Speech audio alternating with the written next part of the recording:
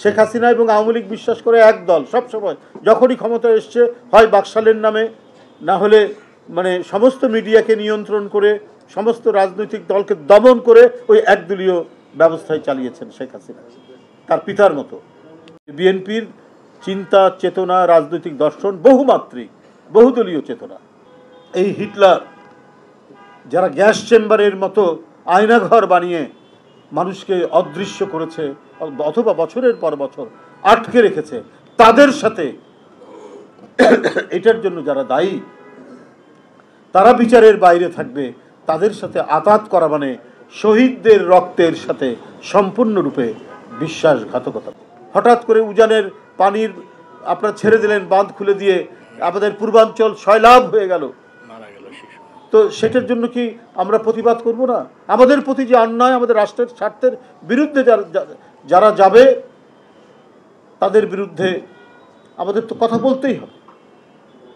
আপনার এই পতিত স্বৈরাচারকে 17-18 বছর টিকিয়ে রেখেছিল ভারত, এবং এই টিকিয়ে রাখতে গিয়ে আমাদের ভাষা, সংস্কৃতি, স্বাধীনতা, সার্বভৌমত্ব, গণতন্ত্র সব কিছু অবদমিত ছিল।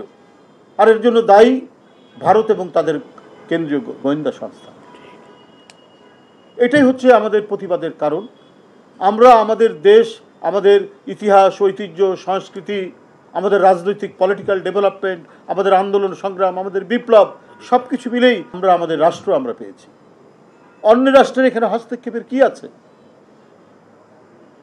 তাদের তো নিজস্ব রাষ্ট্র আছে, তারা তাদের নিজস্ব রাষ্ট্রের বিকাশ তারা ঘটাক, আমরা আমাদের রাষ্ট্রের বিকাশ ঘটাবো। আবার বলছেন যে বাংলাদেশের ইয়েকে কি বলে যে পতিত স্বৈরাচারকে ক্ষমা করে। এই যে কথাগুলো, এই কথাগুলো তো এই গণতান্ত্রিক আন্দোলনে আমি যদি আরও মনে করি, আজকে যে ইলিয়াস আলী বলেন, চৌধুরী আলম বলেন, এখান থেকে শুরু করে চৌধুরী কি বলে যে হিরু বলেন, এরপরে আবরার, কত ছাত্র জনতা, রাজনীতিবিদ, শ্রমিক, মেধাবী ছাত্র আবরার থেকে শুরু করে এই যে ফাইয়াজ, আবু সাইদ, মুগ্ধ, রায়হান, এদের শহীদি আত্মদানের সাথে এটা কি বেঈমানি হয় না? তাতে গিয়ে আমাদের ভাষা, সংস্কৃতি, স্বাধীনতা, সার্বভৌমত্ব, গণতন্ত্র সব কিছু অবদমিত ছিল। আর এর জন্য দায়ী ভারত এবং তাদের কেন্দ্রীয় গোয়েন্দা সংস্থা। কেউ কেউ বলেন এক জালিম চলে গেছে, আরেক জালিম আসতে আমরা দিব না, তাকে ঠেকাতে হবে। কাদেরকে উদ্দেশ্য করে আপনারা বলছেন? ভারতের সাথে আমাদের সম্পর্ক মানে সুসম্পর্ক করতে হবে। তো এতদিন আপনারা এটা চিন্তা করেননি কেন? সুসম্পর্ক করেননি কেন? ভারতের সাথে বাংলাদেশের রাজনৈতিক দল যারা আছেন, কারা শত্রুতা করতে চান? কেউ তো শত্রুতা করতে চায় না, প্রতিবেশী সুলভ সম্পর্ক। কিন্তু অপর পক্ষ থেকে সৎ প্রতিবেশী সুলভ সম্পর্কের যদি আচরণ না করা হয়, আর আমি যদি দেখি আমার ন্যাশনাল ইন্টারেস্টে বাইরে কাজ হচ্ছে, তখন কি আমার সমালোচনা করার অধিকার নয়?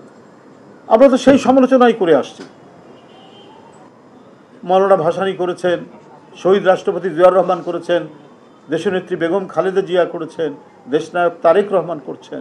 যখন ন্যাশনাল ইন্টারেস্টে বাধা হচ্ছে, চৈত্র মাসে আমাদের পানি নাই, নদী শুকিয়ে যাচ্ছে, আমরা বাংলাদেশের মানুষ কি জানে না কাদের কারণে এটা হচ্ছে? এর জন্য আমরা প্রতিবাদ করব না? প্রতিদিন রক্তাক্ত সীমান্ত, একের পর এক লাশ পড়ছে, এর জন্য প্রতিবাদ আমরা করব না?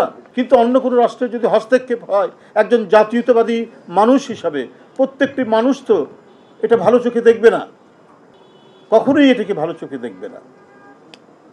আমরা যদি আতাতের রাজনীতি করতাম তাহলে না হয় বোঝা যেত, তখন বোঝা যেত না যে মুদ্রার এপিঠ ওপিঠ।